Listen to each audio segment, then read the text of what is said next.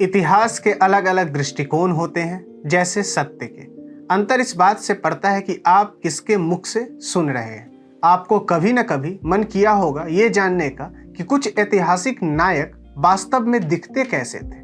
इस विषय को बल दिया है ताज डिवाइडेड बाय ब्लड सीरीज, जहां अपेक्षाओं के ठीक विपरीत शहंशाह अकबर को एक अधीर अवसरवादी बादशाह के रूप में दिखाया गया है। और रूप और रंग की तो बात ही छोड़ दीजिए।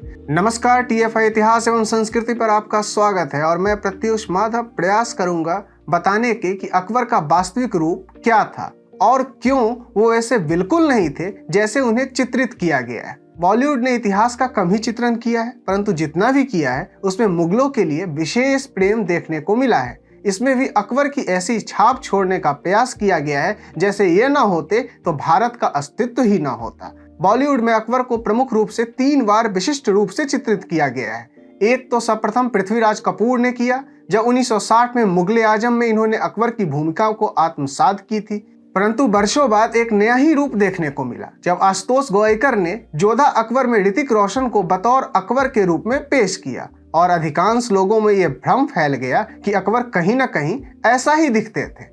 परंतु अकबर का रूप वास्तव में कैसा था, इसके बारे में अकबरनामा में विस्तृत उल्लेख मिलता है। अकबरनामा के अंश के अनुसार मध्यम लंबाई का व्यक्ति, शायद 5 फुट 7 इंच से कुछ लंबा, ज्यादा बलिष्ठ नहीं, फिर अधिक मोटा भी नहीं, ऐसा था अकबर। यानी आशुतोष गोवारिकर ने जैसा दिखाया उसका अंश मात्र भी नहीं था अकबर। सब प्रथम मुगल उज्बेक थे और उनके रंग रूप किसी भारतीय से कम ही मिलते थे। ऐसे में ऋतिक रोशन को अकबर के रूप में दिखाना यानी शाहरुख खान को जॉर्ज वाशिंगटन के रूप में दिखाने के बराबर होगा, जबकि सत्य इसके ठीक विपरीत था। इसके अतिरिक्त मुगलों के जो व्यसन थे, अकबर भी किसी आक्रांता से कम नहीं थे। एक बलिष्ठ देह के साथ सुगठित व्यक्तित्व, संतुलित आहार और नियमित व्यायाम से आता है और मुगलों का इनसे दूर दूर तक कोई नाता नहीं था। और अभी तो हमने इनके हरम कल्चर और मीना बाजार पर प्रकाश भी नहीं डाला है।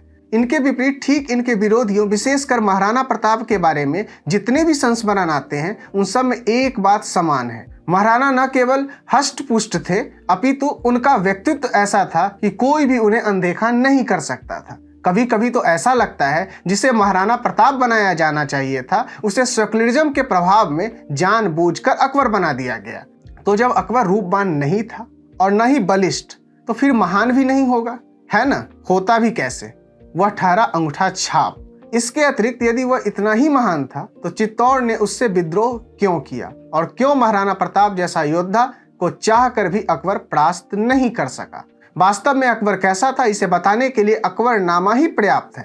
अकबर की चित्तौड़ विजय के विषय में अबुल फजल ने लिखा है, अकबर के आदेशानुसार प्रथम 8000 राजपूत योद्धाओं को बंदी बना लिया गया और बाद में उनका वध कर दिया गया। उनके साथ साथ विजय के बाद प्रातः काल से दोपहर तक अन्य 50,000 किसानों का भी वध कर दिया गया, जिसमें 3000 बच्चे और बूढ़े भी थे। चित्तौड़ की पराजय के बाद महारानी जयमाल मेतावाडिया समेत 12,000 छत्रानियों ने मुगल के हरम में जाने की अपेक्षा जाहिर की और जौहर अग्नि में स्वयं को जलाकर भस्म कर दिया। जरा कल्पना कीजिए, विशाल गड्ढों में धधकती आग और दिल दहला देने वाली चीख और पुकार के बीच उसमें कूदती 12,000 महिलाएं। तो कुल मिलाकर अकबर चालाक था, अधीर था, परंतु महान तो बिल्कुल नहीं था। इसके अलावा रूपवान तो वह बिल्कुल था ही नहीं और वह ऋतिक रोशन कम, नसरुद्दीन शाह जैसा अधिक दिखता था। कुंठा से परिपूर्ण, साफ सफाई से कोई मतलब नहीं। वैसे भी सुने ही हैं कि पेचिश के कारण अकबर की मृत्यु हो गई थी और शुद्ध आचरण से रहने वाला व्यक्ति ऐसे बिल्कुल नहीं मरता। आपको हमारा वीडियो कैसा लगा कमेंट सेक्शन में अवश्य साझा करें। बहुत बहुत धन्यवाद।